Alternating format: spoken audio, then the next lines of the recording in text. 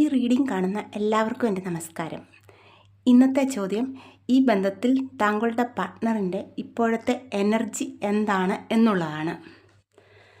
നമുക്ക് നോക്കാം. ഷഫിൾ ചെയ്ത് വെച്ചിട്ടുണ്ട്. അതിൽ നിന്ന് 2 കാർഡ് ചൂസ് ചെയ്തിട്ടുണ്ട്. നമുക്ക് നോക്കാം.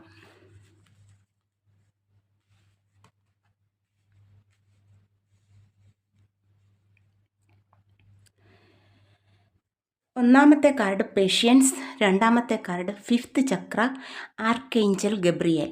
ഇത് രണ്ടുമാണ് വന്നിരിക്കുന്നത്.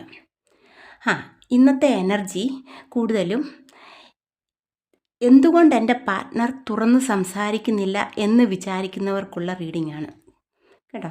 ഇത് അവർക്കുള്ളതാണ് കൂടുതലും.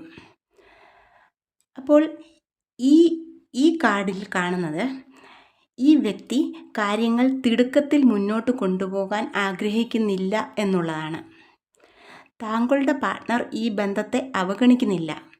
അവർ കാര്യങ്ങൾ ശാന്തമായി വിലയിരുത്തുകയും ശരിയായ സമയത്ത് കാര്യങ്ങൾ തുറന്നു പറയാൻ ആഗ്രഹിക്കുകയും ചെയ്യുന്ന എനർജിയാണ് കാണിക്കുന്നത്. താങ്കളുടെ പാർട്ട്ണറിനിപ്പോൾ ചിലപ്പോൾ കാര്യങ്ങൾ എങ്ങനെ തുറന്നു പറയണമെന്ന് അറിയില്ലായിരിക്കാം. ഉറപ്പില്ല എങ്ങനെ കാര്യങ്ങൾ അവതരിപ്പിക്കണമെന്ന്. അതുപോലെ പറഞ്ഞാൽ തെറ്റിദ്ധരിക്കുമോ എന്ന പേടിയും കാണും. ചിലപ്പോൾ വികാരങ്ങൾ ഉള്ളിൽ ഒതുക്കി വയ്ക്കുന്ന പ്രകൃതവുമാകാം. ഈ ആർക്കേഞ്ചൽ ഗബ്രിയേൽ 5th ചക്ര എന്ന് പറയുന്ന ഇത് കമ്മ്യൂണിക്കേഷനുമായിട്ട് റിലേറ്റഡ് ആയിട്ടാണ്. അപ്പോൾ ഇതിനകത്ത് കാണിക്കുന്ന ഒരു പ്രധാന സംഭാഷണം നടക്കാനുള്ള ചാൻസ് ഉണ്ട്. പക്ഷേ ശരിയായ സമയത്ത് അത് പ്രകടിപ്പിക്കാം.